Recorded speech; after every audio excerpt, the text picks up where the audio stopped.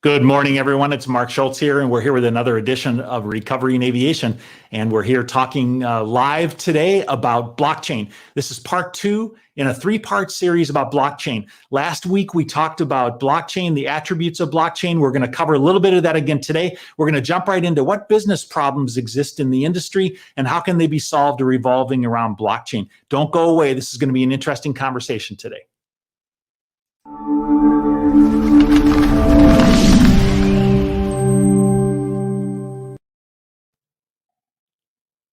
All right, we're going to bring some guests in with us here today, and want to bring in with you today 2 guests that we have. We have Kiran Prakash and we have LV. LV shortens his name. LV, tell us your full name so people really know what it is.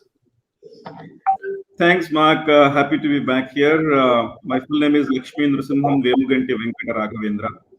So okay, we're going to call you LV. All right. Okay, that sounds good. All right, very good. And then we have Kiran Prakash, and both LV and Kiran are here with a company called Real Variable. And I thought maybe I would just kick it off by just starting and saying, "Hey, LV, who is Real Variable, and what do you do at Real Variable?" Real Variable is a company focused on enterprise supply chain solutions using blockchain as a framework. We are a 3.5-year-old company. I am one of the co-founders and CTO of Real Variable. Okay, very good. So you're the CTO, and the reason we're bringing this together today is because you guys have a lot of experience in the actual implementation of blockchain platforms and solutions. Great, good. Now, I also have with us Kiran. Kiran, who are you, and what do you do with Real Variable? Hi, Mark, and a very warm welcome to everybody on the call on this live broadcast. So I am Kiran Prakash. I am an AVP at Real Variable. I come with around 12 years of supply chain experience, out of which almost 4 to 5 years has been in the aviation industry. Excellent, very good. So what we're doing is we're bringing in technical and practical knowledge, and we're going to have this conversation today about blockchain. And specifically, we're going to focus on business problems in the industry is what we're going to do today. Now, before we get going here, I just wanted to mention to you is it really helps us out a lot when you're watching out there if you'll share this broadcast. And if you take a look at the screen where you're watching right now on your live broadcast, down in the bottom right-hand corner there's a little button that says share. If you would help us out and share this, we can get the message out. We are really passionate about recovery in aviation and different aspects of it. And if you would help us, you can be part of helping us to drive recovery in aviation by sharing this broadcast. Also, during the broadcast, you are going to have the ability to be able to comment and to be able to ask questions during the broadcast. And so right down there in the box, you can put in your questions during the broadcast. But before we move on, I always like to know who's out there watching and who is, on our live streams. And so if you would please just give us a shout out, put in the comment box, where you're coming from. We usually have people all around the world. If you would just let us know who you are and where you are, just to kind of get things going, I would really appreciate it. We like to recognize people and just that they're watching out there, and then you'll have a chance to engage with us on questions, as well. So very good. So let's get going here. Hey, listen, last week I felt like we had a really good discussion on blockchain, and I want to thank the 2 of you guys, for doing that. I really, really appreciate it. And to kick things off, we wanted to just do a little bit of a recap. I'm going to come to you, LV, and last week we talked a little bit about what blockchain is. We talked about the concepts of distributed ledger. We talked about how it's immutable or unchangeable. We talked about different things with regard to that. LV, let's kick us off by just reminding people, what is blockchain and why is it important to us right now? So distributed ledger technology is the basic framework on top of which blockchains work, right? So the blockchain is the underlying layer for the distributed ledger technology, where the consensus and the creation of blocks, the transactions happen, and the decentralized nature of decision making in terms of the network in terms of participants is what gives the ability for the blockchain to be being democratic, being independent of central authority. But then there are implementations of blockchain which does not necessarily have to be decentralized completely. It can be pseudo decentralized, where there is a group of private participants create their own network, and then start collaborating among themselves using the distributed ledger framework with the underlying blockchain mechanism. Yeah, good, LV. There was a number of things that I remembered from last week, and which also you just brought into it. And one of them is that we talked about the concept of collaboration. Okay, and I remembered that. That was something I remembered because it was like it's giving us a new environment in which we can collaborate. Okay, that was number one. Right. Number two is that you talked about the concept of distributed ledger. All right. So in other words, we had multi parties that were involved in being able to access these transactions and this information. Okay. And then we also talked about the fact that it was unchangeable and that there was transparency, to many people out there now. So we're going to talk today about how those features or how those capabilities present new opportunities to be able to solve problems. But before we go talk about how they can solve problems, we want to talk about what the problems are. All right. Hey, listen, as we go forward, I always like to just recognize, when people are jumping on and joining us. And I noticed that I had a good friend of mine. I don't know. He used to be a friend of mine, Rex Douglas. He was always hard on me, but I worked with him at Boeing, and I noticed that Rex is out there watching. Hey, Rex, I'm glad that you're on with us today. And I miss you giving me the ribbing, when we worked together. But it was fun working with you when I worked at Boeing. And then we also have people that are joining us from other places around the world on YouTube. It doesn't say where, but they're definitely interested in talking about distributed ledger technology and decentralized networking, but that's good. So listen, if you're out there and if you're watching, just keep telling us where you are. We have Rosemary Brewster who's joined us, and it looks like she's joined us from Washington, from Hobart, Washington. So we have people joining from the U.S. and Seattle area and other places really around the world. So great. Hey, listen, I appreciate you being with us, and let's jump right in to continue this conversation. Listen, we talked about those things about blockchain, LV. Now I want to move on to just a couple of additional things that are also important with respect to blockchain. And one question I have had people ask me is that why are there so many different blockchains out there? Why is there different variations of it or flavors or different types of blockchain that exist out there? Right. So as with any technology, right? So it started as a medium of asset transfer between two different parties, right? In this way, while keeping the cryptographic audit log of the transaction. Then later, there was a need in terms of there was a need that was felt and understood in terms of creating blockchain to be able to having business rules, which the network could use to collaborate. So that is when the next level of blockchains came in picture, whether it is IBM's Hyperledger or Ethereum, with the ability of smart contracts, what they call. And then there are other flavors that have come in terms of fixing either the shortfalls of some of these blockchains that have evolved, and then trying to make sure that you build a certain solution for a specific industry. So that is how the evolution of a blockchain has been happening, and then I'm sure there will be a few more that Yeah. So LV, is it certain platforms or certain methodologies are stronger at different things? Is that why they've evolved, in different ways? Okay, right. So it's just like anything else out there is that a particular solution is developed around a particular business problem. And so we find that certain blockchain platforms end up being more capable of doing certain things. And I'm certain that over time, there will be more standards that will evolve, revolve around this. And so we'll see some of those emerging. Hey, listen, I want to continue to call out some friends of mine. I see Max Oliveira jumped on, and I appreciate Max. I've known him for many, many years. Actually, we used to work together at Northwest Airlines, many years ago. That's Mike. There we got Max. He's in Minneapolis, and great history of Northwest Airlines and Airbus and United Airlines and other places. I think he's just relaxing right now. I'm not sure what he's doing, and then I have another business associate of mine, Mike, and Mike's with a company called Fuchs, and they do lubricants. And I'd like to actually, as we move forward, when we talk about one of the business problems is that how do companies like that, leverage, blockchain? So, Mike, if you had any questions out there about leveraging like technology in like a manufacturing environment, it would really be really great if you'd ask some questions. So let's continue to move on. A few more things about blockchain. Let's bring a couple of other ideas in. Now, I know people talk about things being immutable, all right? And LV, would you quickly just say what immutable means and why it's important to blockchain? Sure. The very fact and the nature of blockchain being having the distributed ledgers, which means that the information that is contained in each of the ledger has to be the same. for the consensus mechanism to work. So even if one party tries to change any entry in the ledger from a historic perspective, the rest of the ledgers will reject it because it does not match.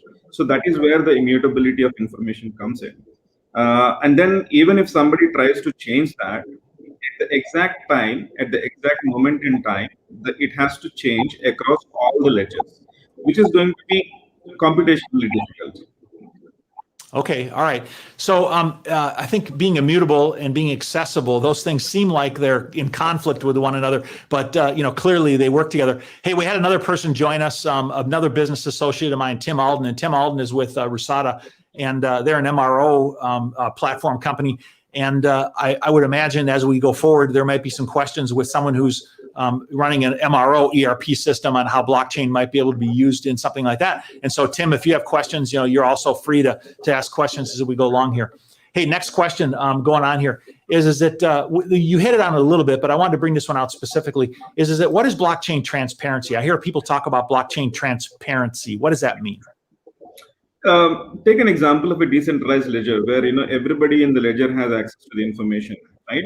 So in an anonymous way, even if you say that, so which means that the transactions are visible to everybody, but you would not know that the transaction happened between which parties because of the nature of anonymity. When it comes to the private blockchains, where you can actually open up the information to the parties which are relevant to the transaction, which means that the transparency is given. You don't have to really bring the information out of one particular system or one particular solution and then send an Excel sheet or send something else to somebody. So the transparency is out there in terms of what has happened because of the immutability and the historic audit nature. Yeah, I would imagine that records and things like that are going to rely more and more on transparency, so that when it becomes public information, that people can access those records. Yeah. Hey, one more quick recognition of somebody before we go on to talking about business problems. We have Asad Ali. He's coming to us from Texas. Hey, I appreciate everybody that joins, and appreciate you jumping on today. It's great to have such a big audience from around the world. Appreciate you joining. Anybody out there, you have questions, we're going to jump in now and be taking questions as well. Hey, so I told you today that we were going to focus on business problems in the industry. And specifically, we're going to take the angle of what kind of business problems might be able to be solved by blockchain. All right. So we've picked a few common ones that people have out there today. And so we're going to just sort of hit on them. The first one that we are going to talk about is going to be the aspect of supply chain and supply chain logistics. So LV, I wanted to go to you and say, if I'm looking at the problem that people have out there today, whether it be in parts and materials or manufacturing or anything, anybody that has a lot of parts or assembly, processes, what are the problems that exist out there today in supply chain that might be able to be solved by, blockchain solutions? Yeah. So when I try to define the problem statement, I would probably define the problem with the information flow. May not necessarily be the actual on the ground supply chain problems, right? So with the information, in the context of information exchange or information flow, if you see, with the advent of this contract manufacturing and then offshore manufacturing, you have many participants and many players taking part in the supply chain, and each of them do not necessarily communicate with the entire value chain. They only communicate with their next level customer, or they only communicate with next level supplier. So as the communication has to move forward in the value chain, there is no seamless mechanism in terms of the information flow that needs to happen across the value chain. That is one of the fundamental problems that we are trying to tackle in terms of creating a multi-party collaboration using blockchain as a tool. So what you're really telling me is that the great population of people that need to be involved in supply chain and logistics, they don't have the information that they need and the visibility that they need in order to be able to, solve all the problems that they have. Right. Okay. So I wanted to go ahead.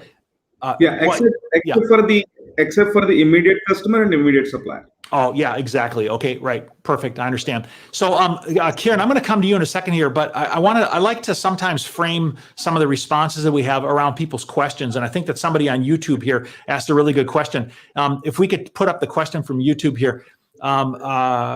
maybe you guys could pronounce the name for me here. I can't. It's Siri Kenneth. There we go. Anyway, if we could maybe address this question, I think that kind of leads us into sort of a response that you have, Kieran. Is that how is blockchain disrupting the supply chain industry, and what are the benefits of blockchain and supply chain? All right, and so Elvi, you just talked about how we now have better visibility and better collaboration. What does that really mean to the supply chain industry, Kieran? Yeah. So blockchain in supply chain is becoming as important as it can be. So what do I mean by that is blockchain being a immutable and encrypted ledger brings in more trust and brings in more faith in the ecosystem. So not that it is not there today, but that it brings that additional layer of trust between multiple parties, and whenever there is a goods which moves from party A to party B, it gets recorded onto an immutable ledger, and smart contracts algorithms get executed, which ensure that both parties agree to the transaction which has been made. And at the same time, what it does is it brings in more efficiency and more trust in the ecosystem. So today there is a lot of disputes which happens, there is back and forth which happens between various parties. So blockchain being an immutable ledger actually takes away all those complexities, and smart contracts being a kind of a digital form of your physical contract document brings in even more efficiency with respect to sales, purchase, returns, and even warranties for that matter. Okay, so Kieran, I understand that your company has implemented some of these blockchain technologies or approaches, in supply chain industries. Can you tell me what kind of an impact that's had? Now, I know theoretically we think about these things and we say, oh, if you could all just collaborate better together, and if you could see better what everybody's doing, it would all be better. All right, but how do we prove that using a blockchain technology is better than anything else out there for doing that? Can you help me just take it down one level deeper? Help me understand that. Right. So we have done some research, Mark, as far as blockchain adoption in supply chain is concerned. So as per SCM review, which is one of the leading magazines as far as supply chain management is concerned, the net benefit by using a blockchain in a multi-party collaboration will bring in almost 13% of net benefit to the entire ecosystem. So when I say 13%, it means the entire ecosystem will benefit by 13% improved efficiency across the value chain when there is a movement of goods between different parties in the value chain. And second most important thing what this kind of blockchain technology brings in is the proof of delivery smart contracts. So there is always a contract or a smart contracts, and there is a digital proof established that a good has moved from party A to party B, or it has been shipped from one location to another, and it has reached its transit point or its end point. So all this getting recorded onto a digital ledger or an immutable ledger, which is visible to everybody, brings in that confidence, that transparency in the entire ecosystem. And last but not the least, the digital audit trail. So you have your entire digital audit trail of a part which is actually moving right from your suppliers, contract manufacturers, tier 3, tier 4 suppliers, right up the value chain when the OEM actually ships the part to the end customer. So this entire transaction, when it gets recorded onto a digital ledger, that brings in the digital audit trail, which is very useful when it comes to audits and other places, which in most places happens with respect to manual documents or paper-based documents today. So, Kieran, we all like to believe that we're efficient already. We like to believe that we're as efficient as we possibly could be. And so, we have a reluctance to look at something and go, how much better could it really be? I mean, do you have any specific experience from some of the things that you've done on how much improvement can be made in a supply chain, through the application of these better collaboration and blockchain platform technologies? Right. So one of the use cases which we did for a major leading auto OEM in the APAC region was something similar, wherein we actually did this the part in transit tracking from the manufacturing facility right up to the dealers, which eventually goes to the end customers. So what we have seen, and in this particular implementation, we had OEMs involved, we had multiple logistics provider involved, and we had a large set of dealer network also involved. So what benefit we actually saw by coming and by the entire ecosystem coming onto a single blockchain platform was that the time to locate a particular part or a particular order was reduced from several hours to a few seconds. Just by logging in and by querying the part number or a PO number, you can actually get the latest information of where that particular part or PO is. And as far as dollar value saving is concerned, we are looking at or we have seen almost $1 million worth of savings per quarter for the entire ecosystem. When it comes to the OEMs, when it comes to the multiple logistics providers, and also the dealer network. So blockchain as a technology, blockchain as a solution can have immense business benefits. It is also possible that the organization may not really know that there is a problem. So in certain cases, I would say blockchain is a problem, is a solution looking for a problem. When you are not defined the problem itself, or when the organization all doesn't right. see the problem. Yeah. Hey, we have a generic LinkedIn user who's asked a question. There's no name on it, but it says LinkedIn user. But I think it's relevant to what you're speaking of here right now. If we could throw that up on the screen there. It says, do you see the blockchain will eventually eliminate the need for personal relationships and expensive due diligence within a supply chain? So how does blockchain optimize, the working ability between people, okay, and maybe due diligence on records and that type of thing within the context of supply chain? Can you answer this question? Yeah, yeah. So that's a very good question. I mean, I'll again go back to the concept of smart contracts. So we have this something called smart contract, which is a kind of digital programmable code which can be modified, based on the contracts between the various parties in the value chain.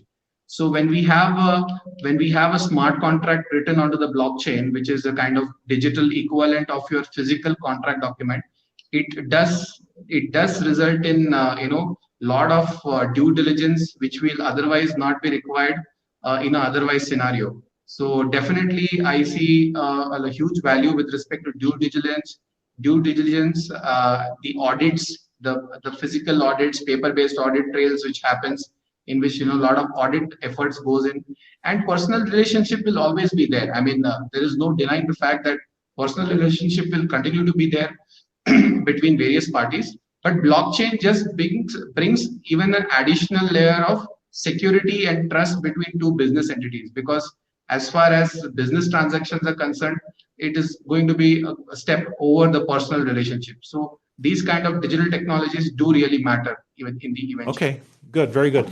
Hey, listen, I had a user ask a question a little bit earlier, and I wanted to address it, so I hope Jim Fitzgerald is still there.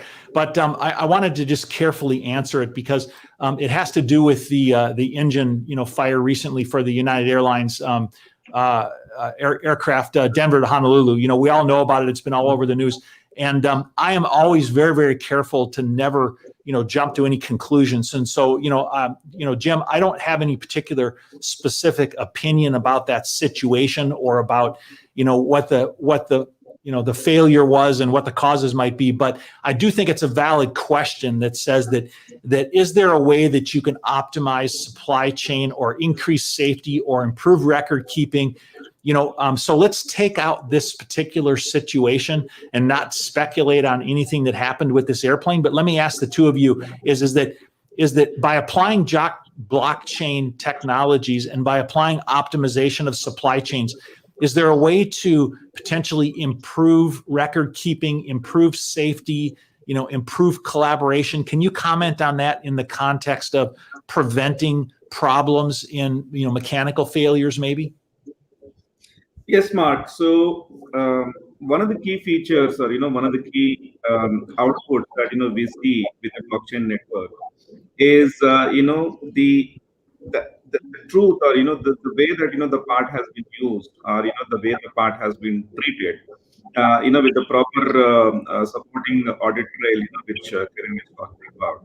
So you could apply the relevant technologies like artificial intelligence or machine learning on top of this data, which is like the immutable truth, what we would like to call, would probably give that kind of prediction models in terms of like this part fail, would there be a safety issue if you use this in combination with something else, right?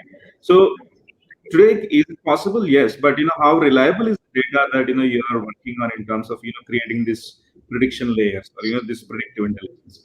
But with blockchain, with the immutability of information that we can offer, I think the predictive modeling can be much better. That is how probably I would look at in terms of how it can address the safety and the other issues. Okay, that's an interesting thought. And if I translate that maybe out, I have another business associate who his name is Jim Baccarosa, and they have a company called Proven Air. And what they do is they actually they do back to birth tracing of landing gear parts. Okay, and what he told me recently is that he never finds a landing gear that doesn't have a record problem. He said it just doesn't exist. All right, and so if you put that in the context of these kind of issues and problems, is that by applying blockchain technology or overall improving record keeping to the place where records are more established and they're more readily available, we should be able to project that and say we can improve safety because you have better record keeping or better accessibility to records. And so I would say that if we do have better visibility, and if we do have better record keeping, and if we do have improved supply chain management, we should be able to improve, safety and information and data about parts. And if we have better data about the parts, that should give us better visibility into managing, the safety and the maintenance of those parts. I mean, can you guys concur with that? Does that make sense? Well, it absolutely makes sense. And then, with all the betters that you have said, also, one thing that I would like to add is, that the trust in the data is also important. Yeah. That is what, the trust. digital. The trust in the data. Yeah, right. Very good. Very good. So definitely, if we're putting the concept of blockchain into, some of the existing problems that exist out there, I definitely believe that having improved record keeping and having improved collaboration and trust in the records, like you said, that is absolutely going to improve visibility on maintenance and making certain that no maintenance events are missed or that things are done properly or better record keeping. And so, it's not a stretch of the imagination to say that, blockchain technologies have the ability to be able to improve safety. I think you can say that. Yeah, definitely. That's right. Okay. All right. Well, let's see if we have a few other questions here. We have some different people here. I just wanted to welcome Simon Barker. He frequently joins us with Aerospace Tech Review magazine. I appreciate you being here, Simon. Hey, thanks for giving us a shout out. And we have a few other questions here. Why don't we throw that one question up that we have there from Lewis? See if we can address that, and then we'll go on to the next. That's a long question. Blockchain can also serve as a means of universal transaction platform. All companies have centralized ledgers, databases. True. When sending an example for aircraft maintenance and aircraft supplier, there's a lot of persons who are to be paid, transaction information, making it inefficient, or expensive and slow. So let me just quickly comment on that is that I've had a lot of experience in working with companies who have difficulty keeping track of like MRO transactions, all right? And then they're doing a lot of reconciliation at the end, and nobody's paid until they're fully reconciled, at the end. And so definitely, if we're doing distributed ledgers, and if we're giving better visibility into transactions that are occurring and making them happen more rapidly, there's no question that we can optimize, payment, and we can optimize logistics through the application of these technologies. There's no question about that. That's really good. Yeah. And all right. Mark, go ahead. Yeah, I'd like to add one more point here. Going back to one of the previous comments that you have, like, can these benefits be achieved by existing technologies? Because you said we want to believe we already optimized most of the stuff, right? Yeah. So what happens is, yes, every one of us believe we optimize most of the stuff. So for a 1.5 million business saving, we spend, let us say, about $500,000 to $600,000, let us say. But the same 1.5 million saving, if you're able to do with $200,000, the optimization of business benefit is already happening. But can you optimize the same value at a lesser cost? That is where blockchain comes in and brings in efficiencies. Okay. All right. Yeah. Good point. Very good point.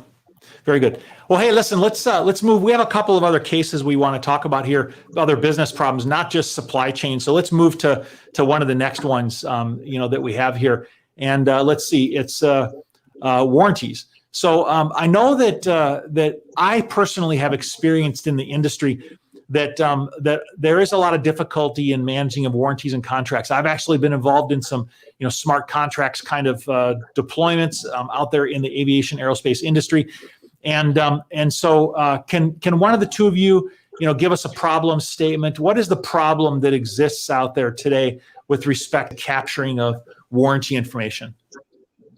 Right.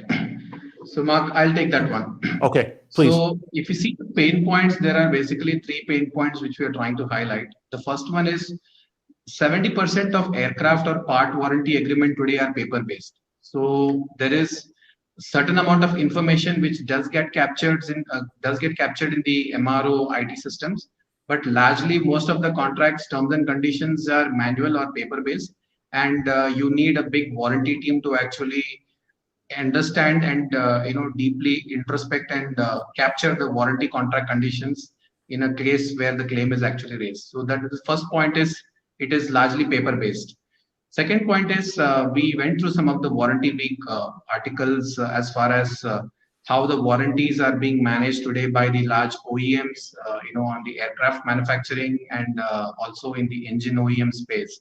So what we saw that today in the aircraft manufacturing space, almost 70% of the aircraft, 70% of the warranties today are borne by the tier 1 suppliers, and the remaining 30% is actually absorbed by the OEMs themselves. I'm talking about the airframe manufacturers. And when it comes to the engine OEMs, we don't have such split, but what we have seen is the engine OEMs in the last 10 years, the warranty claims paid by the Indian OEMs has increased by almost 30% over the last 10 years. So there is a lot of warranty claims which the engine OEMs have to pay to their customers and others. So these are the 2 key statistics which we have seen, and between the airframe manufacturers, depending upon which aerospace manufacturer we are talking about, there is always up and down on warranty. That compared to previous year there was less warranty, vis-a-vis more warranty, but largely what we see was almost $1.3 billion was spent on warranty claims a couple of years back as far as warranties are concerned on the manufacturer side. Okay. Now these claims obviously Yeah. So Kieran, help me unwind this a little bit, because there's a lot of information there. Okay. Is that, yeah. Are we talking about warranties from a manufacturer standpoint or a consumer standpoint, or are we talking about both? Actually, we are talking about both. The first part of the discussion is where we are talking about what the OEMs can claim against their tier 1 suppliers and what their tier 1 suppliers can claim against their tier 2 suppliers. Okay, so let's take them one at a time so that people can kind of understand them. I think this is really important. Is that so you have an OEM or a manufacturer and they have a supplier, okay, and there might be warranty issues that exist. So they deliver maybe products or components that fail or that don't meet the specifications. How does something like blockchain help that specific instance or situation? Right. So, Mark, what we have done is we are actually building a co-innovation solution with SAP. So what we understand is most of the OEMs and the tier 1 manufacturers are using SAP as their platform or as their ERP system for the manufacturing process. So this particular solution, what it does is it takes whatever information is there from the underlying ERP systems, your supply chain transaction, your warranty related contract information and other information, whatever is available. And additionally, warranty engines, warranty business rules can be built on the smart contracts, which we just spoke about in the last use case. So keeping these 2 things in mind, digital transactions or digital records can be created onto the blockchain platform with respect to proof of delivery, proof of part usage, and the warranty contract condition. So whenever there is so this happens when the part is actually manufactured or the component is actually manufactured and the part moves from tier 2 to tier 1 to OEM. Then when a claim is raised by an airline to the OEM, and the OEM decides that OEM understands that this is a supplier related issue, what we actually are doing with the solution is this solution automatically points which particular supplier is responsible for the faulty part and whether that part is covered under warranty conditions on the date of failure. And this way, the entire process is automated right from OEM to tier 1 to tier 2, up to the tier N supplier. Okay. All right. Well, so lack of visibility, it goes back to lack of visibility again, maybe, and lack of data or information. Tim Alden asked a really good question here, and I want to put it up on the screen because I think he comes from a standpoint of they actually sell an MRO system, and I think he asked a good question. Is that surely there's a chain already existing between the OEM and their own supply chain? Is that how is doing something with blockchain any different than maybe what exists today?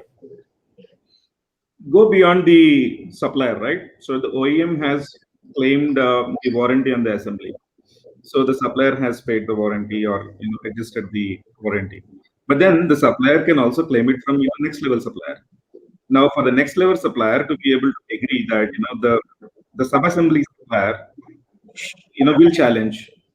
Give me a proof that what I delivered to you is what you have used, and that is what you have also delivered to the end customer, and that is what has become faulty. So there are 4 proofs that the supplier 2 requires from supplier 1 to be able to say that this warranty is claimable. That is not possible with today's systems because these proofs do not exist at one place. Yeah, LV, I have personal experience where I visited an airline one time. They were actually in the Eastern European region. I visited them, and they had a very big backlog of warranty claims that had not been processed. And the reason they had not been processed is because they're difficult to administer, difficult to keep track of, to provide proof of. And so, on first glance, it might be to us to think, well, those systems exist. Why aren't people just using them? Well, if they're administratively difficult, or if they're not automated, or if they're hard to use, or if they require a lot of manual intervention, they just don't get acted upon. And I literally at this airline saw millions of dollars worth of unclaimed warranty claims because they just had not acted on them. All right. So I think maybe the initial reaction we have is that, systems have this capability, they exist, but the reality is that if they're not easy and effective and used, then it just doesn't happen. And so if I hear what you guys are saying is that if we can create additional automation, create additional traceability, trackability, visibility, and put fundamental elements in place which make this easier, that the probability of being able to process warranties from all parties involved probably goes up. Is that really what I'm hearing you guys say? Absolutely. That is the first part. The second part is, for a $10,000 claim, how much would you spend? Would you spend $8,000? Would you spend $1,000? Yeah. Very good. Very good. So Kieran, is you actually, you guys have done a lot of supply chain optimization, and I guess you've seen a lot of warranty challenges and issues that have come up with different companies, right? I mean, you've seen a lot of that happening today. Right, Mark. That's true. Yeah. So as I gave you the example, these are some of the statistics which we saw in the warranty week for the aerospace and the engine OEMs. Likewise, we have done research for the other industries like automotive and consumer electronics and many others. In fact, one more interesting statistics which I found out was almost 1 in every 4 claims is missed out due to lack of proper warranty understanding. So you have warranty administrators who need to manually go through all these documentations and the terms and conditions and the contract conditions and infer and deduce whether the particular claim is covered under warranty or not. So imagine all this, if all these business rules were to be written on a smart contract, which is a kind of one-time activity, the amount of time spent by warranty administrators in understanding and evaluating this complex claim would be reduced very drastically. And when you have 2 parties agreeing to a smart contract or a digital contract, then it becomes binding to both parties to adhere to or agree to the contract terms and conditions. So it becomes very, very easy. Yeah. Or far easier in an otherwise scenario where you might end up discussing, deliberating, and it also might get into litigation incidents between parties. Yeah. Hey, listen, we still have 1 or 2 more business problems that we want to talk about. But before I go to that, we've had a lot of really good questions and a lot of good activity. And I really, really appreciate that. And sometimes people come on and come off. And so I want to go back and address something that somebody brought up a minute ago before they might leave. But Patrick Blue asked, is there a solution that's available right now, and who provides it? The purpose for this dialogue that we're having here today, last week and this week, is to really talk about blockchain and the problems that exist out there in the industry. But yes, Real Variable does have a solution, and there's another number of other people that are in this chain of comments that have solutions out there. But Real Variable is going to do a webinar 2 weeks from now, which if you wanted to see the solution in more detail, you can actually go sign up for their webinar. It's at blockchain.digitalaircraft.org. We can maybe throw that banner up on the screen there so you can see that real quick here. You can actually sign up for their webinar, blockchain.digitalaircraft.org. And they're going to give a more detailed description of a particular solution or approach that they have implemented with respect to blockchain.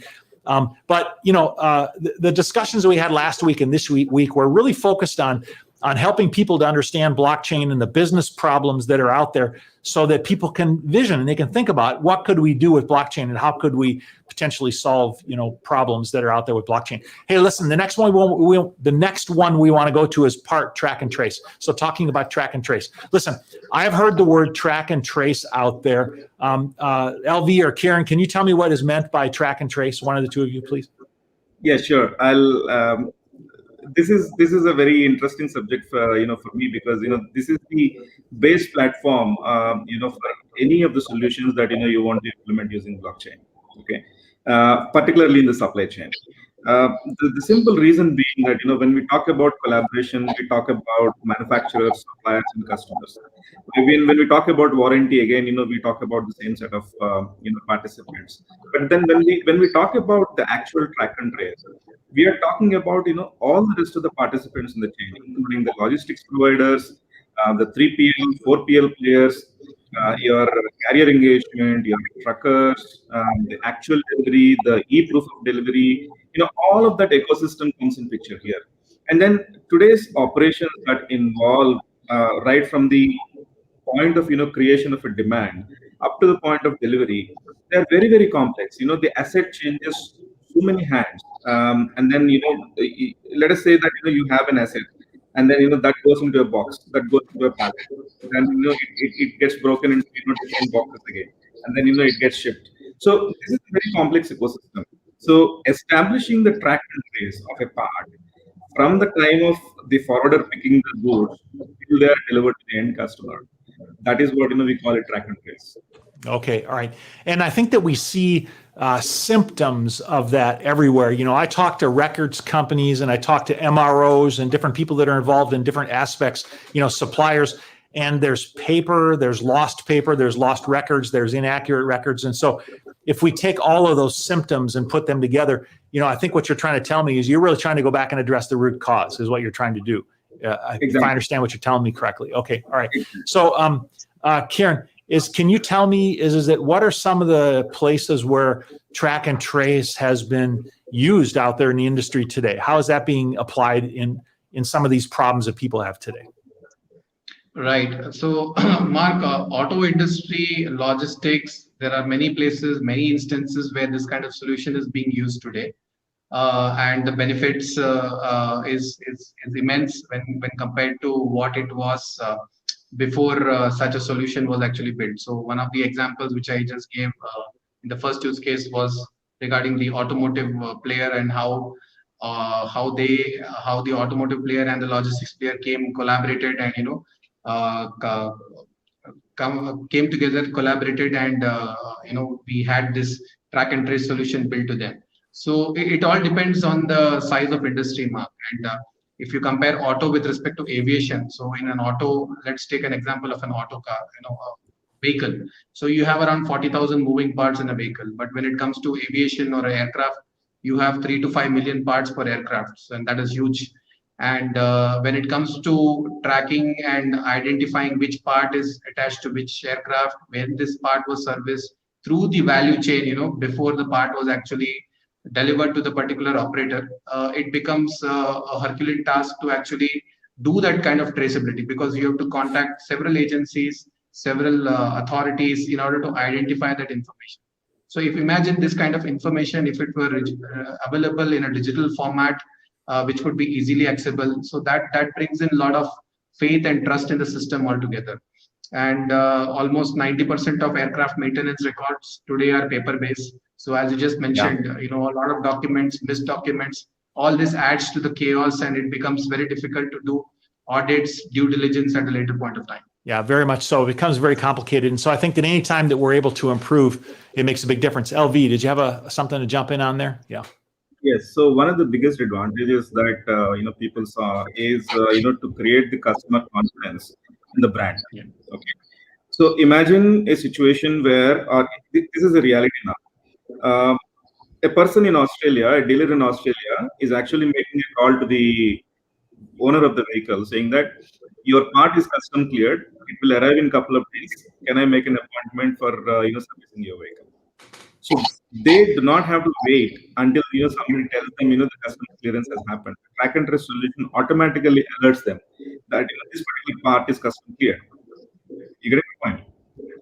So it's that kind of this one. So applied to the airline industry. I'm not a subject matter expert in that, but I could say that if you have planned a maintenance schedule and that you need these parts for those maintenance schedule, and then having a certain alert at a track and trace actually gives the ability to plan your maintenance schedule and then make sure the resources are available for that without having to depend upon 2-3 different people giving 2-3 different sets of information. Yeah.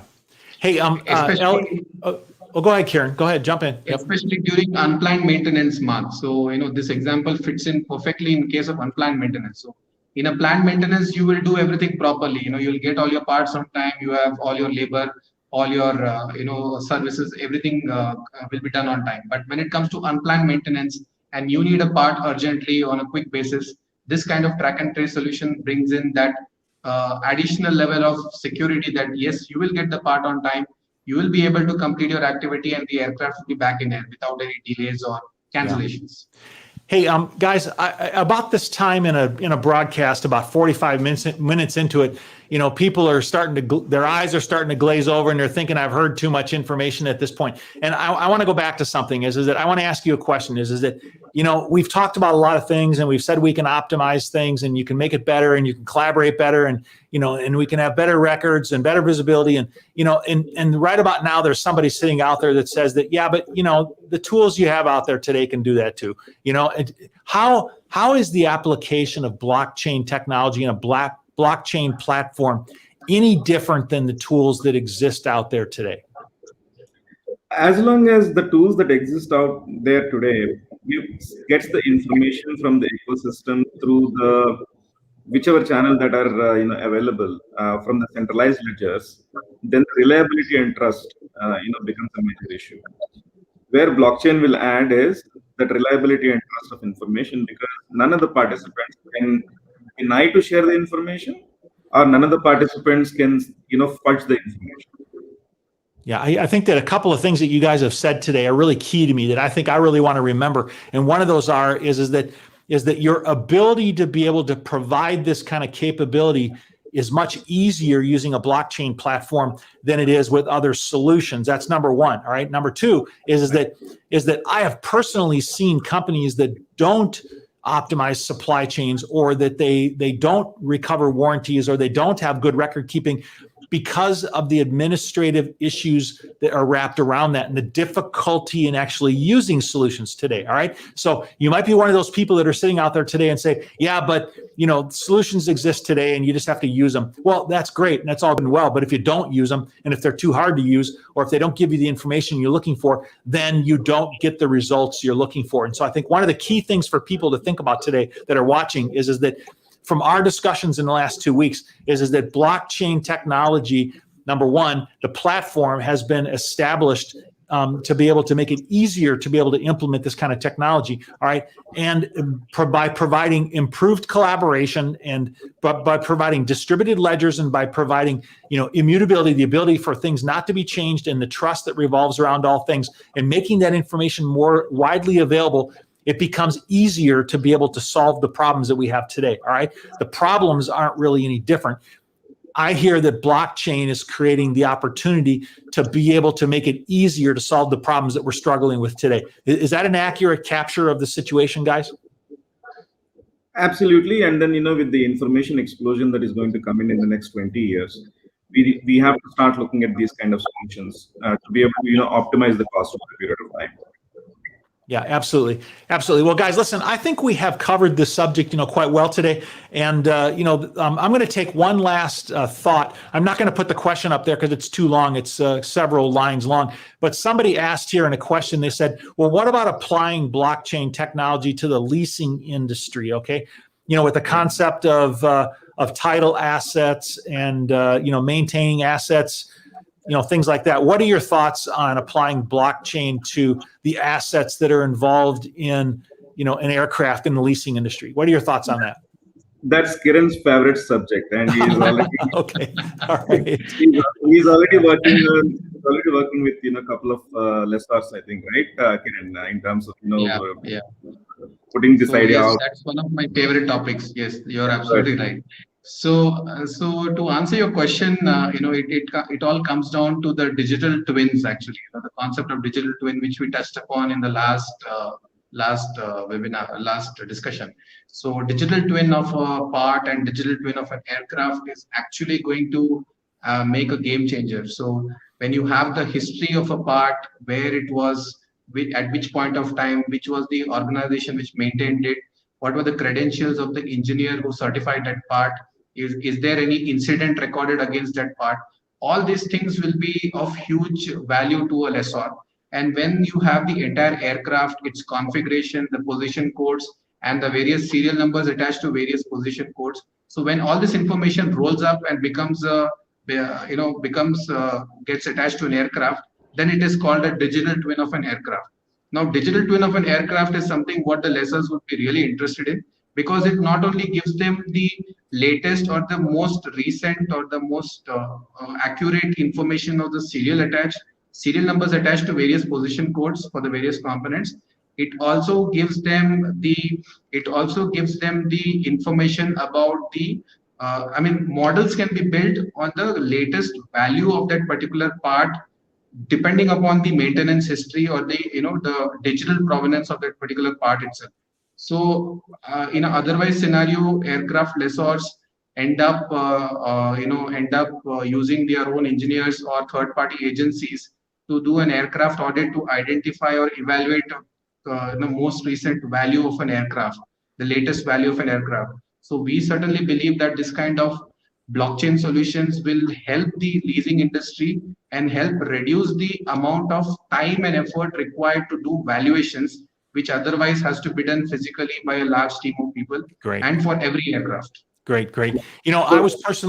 I was personally involved in, a lease return one time, and it took us 3 months to do records researches. And I've seen plenty of airlines with problem records. And when they go to return the aircraft, they have a lot of liability that exists because parts weren't, in the condition required per the contract. And so there's a lot of things that revolve all around that. I think the whole idea of digital twin is another discussion for another time. But LV, did you have a quick comment on that?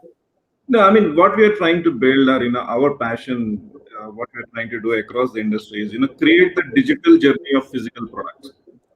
Yeah. That is what we are trying to do. Yeah. Okay. Very good. Good. Well, hey, listen, I wanted to, again, tell you is that the purpose for our 3-part series in blockchain was, number one, to begin to introduce you and try to untangle some of the thoughts and the concepts behind blockchain, because I hear it all the time, and many times it's confusing, and I don't really know how it really applies to what we're doing and where we're going in the aviation industry. But our goal was, in the first part that we did, was to be able to unravel some of the thoughts of blockchain so people would start to better understand it. Number two was to be able to focus on the business problems that are out there and how the application of blockchain technology, might be able to help solve some of those, problems out there, right? And then number three, we wanted, for those of you that might be interested out there to get more information, is to dig in and maybe see an actual application of blockchain technology. And so 2 weeks from now, we're actually going to do a webinar. It'll be on a Zoom session because it's easier to do a more detailed, discussion around a product itself if we're in like a Zoom session. So if you'd like to sign up for this Zoom webinar, you can go to that URL that's scrolling on the screen there right now, blockchain.digitalaircraft.org. And at that webinar, there'll be some discussion of blockchain, there'll be some discussion of problems, but there'll also be an unraveling of a solution and how that solution really has been successful in solving some of these big problems that we're talking about. Guys, I want to wrap it up today. I really appreciate you being here today and your expertise and your enthusiasm, toward blockchain. Hey, I am all about recovery in aviation. I want to help the industry to recover in aviation, all right? And finding ways that we can reduce cost and create optimizations is definitely a way that we can recover in aviation. And you guys are all about doing that. And I really appreciate what you're doing in the industry and how you're helping companies to be able to optimize, within the industry. I really appreciate it. And I'm looking forward to seeing your webinar that you do just 2 weeks from now on March 10th. Guys, thank you for joining today. I appreciate your knowledge and your insight. Thank you very much, Mark. Thanks, everybody. Thank you. Thanks, guys. Hey, to everybody out there watching, thank you for joining another session of Recovery in Aviation. We try to bring them regular to you weekly or twice a week even, and invite you to join us in the future again for a session of Recovery in Aviation. Thank you for joining today. Fair winds and following seas to you, and have a great day. Bye.